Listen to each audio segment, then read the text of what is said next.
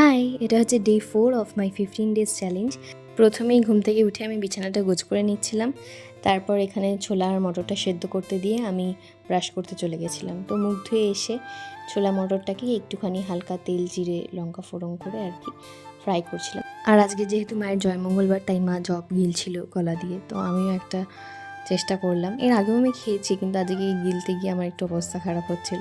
যারা জয়মঙ্গলবার করেন তারা তো জানবেনই যে এটা দাঁতের ঠেকাতে নেই, তার জন্যই গিলে খেতে হয়। তো তারপর মুড়ি আর ওই ভাজাটা আর চানাচুর দিয়ে টিফিন করে নিলাম, নিয়ে আমি আমার পড়া করছিলাম। তো তারপর এত গরম লাগছে, মানে বীভৎস, তাই নিচে টেবিল ফ্যানটা চালিয়ে একটু শুয়েছিলাম। তারপরে স্নানটা করে এসে একদম লাঞ্চে বসে গেছিলাম। আজকে আলু ভাতে ঝিঙে দিয়ে একটা তরকারি, ডিমের শাকের বড়া আর ডাল ছিল, মুসুর ডাল পাতলা করে। তারপর বিকালে একটু আঁকা নিয়ে বসেছিলাম, আরও কিছু কাজ ছিল যেগুলো আর ভিডিও করা হয়নি। রাতে ডিমের ঝোল, ভাত আর আমড়ার চাটনি দিয়ে আজকে ডিনারটা কমপ্লিট করলাম। তো এভাবেই কাটালাম আজকের দিনটা। টাটা।